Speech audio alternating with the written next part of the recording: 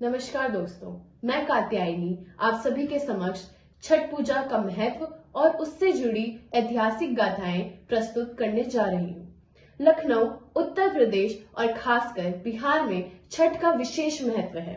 छठ सिर्फ एक पर्व नहीं बल्कि महापर्व है जो पूरे 4 दिन तक चलता है। नहाय खाए से इसकी शुरुआत होती है जो डूबते और उगते हुए सूर्य को अर्घ देकर समाप्त होती है। ये पर्व साल में 2 बार मनाया जाता है, पहली बार चैत्र में और दूसरी बार कार्तिक में। पारिवारिक सुख समृद्धि और मनवांचित फल प्राप्ति के लिए ये पर्व मनाया जाता है। इसके अलग ऐतिहासिक महत्व भी है। माता सीता ने भी की थी सूर्यदेव की पूजा। छठ पूजा की परंपरा कैसे शुरू हुई? इस संदर्भ में कई गाथाएं प्रचलित हैं। एक मान्यता के अनुसार जब राम सीता 14 साल के वनवास के बाद अयोध्या लौटे थे, तब रावण वध के पाप से मुक्त होने के लिए उन्होंने ऋषि मुनियों के आदेश पर राज्य सूर्य यज्ञ करने का फैसला लिया था। पूजा के लिए उन्होंने मुग्दल ऋषि को आमंत्रित किया। मुग्दल ऋषि ने मां सीता पर गंगा जल छिड़ककर पवित्र किया और कार्तिक मास के शुक्ल पक्ष की षष्ठी तिथि को सूर्यदेव की उपासना करने का आदेश दिया। इससे सीता ने मुग्दल ऋषि के आश्रम में रहकर 6 दिनों तक सूर्यदेव भगवान की पूजा की थी। सप्तमी को सूर्योदय के समय फिर से अनुष्ठान कर सूर्यदेव से आशीर्वाद प्राप्त किया था। महाभारत काल से हुई थी छठ पूजा की शुरुआत। हिंदू मान्यता के मुताबिक कथा प्रचलित है कि छठ पर्व की शुरुआत महाभारत काल से हुई थी। इस पर्व को सबसे पहले सूर्यपुत्र कर्ण ने सूर्य की पूजा करके शुरू किया था। कहा जाता है कि कर्ण भगवान सूर्य के परम भक्त थे और वो रोज घंटों तक पानी में खड़े होकर उन्हें अर्घ देते थे। सूर्य की कृपा से ही वह महान योद्धा बने। आज भी छठ में अर्घ दान की यह परंपरा प्रचलित है।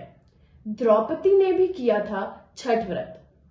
छठ व्रत के बारे में एक कथा और भी है। इस किंवदंती के मुताबिक जब पांडव सारा राजपाट जुए में हार गए, तब द्रौपदी ने छठ व्रत रखा था।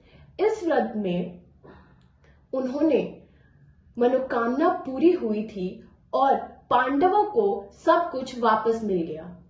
लोक परंपरा के अनुसार सूर्यदेव और छठी मैया का संबंध भाई बहन का है, इसलिए छठ में के मौके पर सूर्य की आराधना फलदायी मानी जाती है। इन कथाओं के अलावा एक और किंवदंती भी प्रचलित है। पुराणों के अनुसार प्रियव्रत नामक एक राजा की कोई संतान नहीं थी। इसके लिए उसने हर जत्न कर डाला, लेकिन कोई फायदा नहीं हुआ। तब उस राजा ने संतान प्राप्ति के लिए महर्षि कश्यप से उसे पुत्र योष्ट यज्ञ करने का परामर्श दिया। यज्ञ के बाद महारानी ने एक पुत्र को जन्म दिया, लेकिन वह मरा हुआ पैदा हुआ। राजा ने मृत बच्चे की सूचना से पूरे नगर में शोक छा गया। कहा जाता है कि जब राजा मृत बच्चों को दफनाने की तैयारी कर रहे थे, तभी आसमान से एक ज्योतिमय विमान धरती पर उतरा।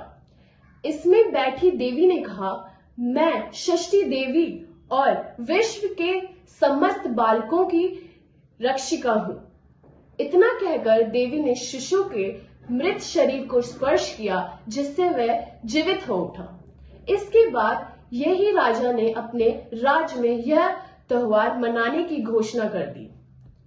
संतान धर्म में छठ पूजा का विशेष महत्व माना गया है।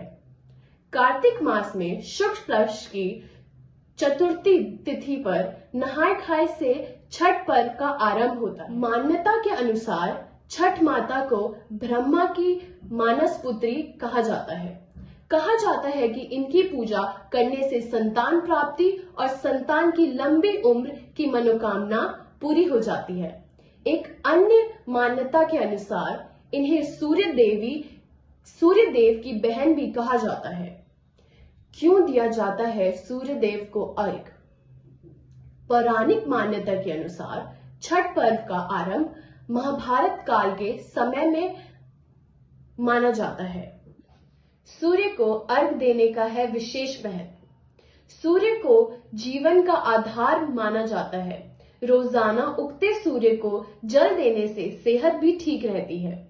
जीवन में जल और सूर्य की महत्वता को देखते हुए छठ पर्व पर सूर्य को अर्घ दिया जाता है। इसके अलावा सूर्य को जल देने का ज्योतिष महत्व भी है।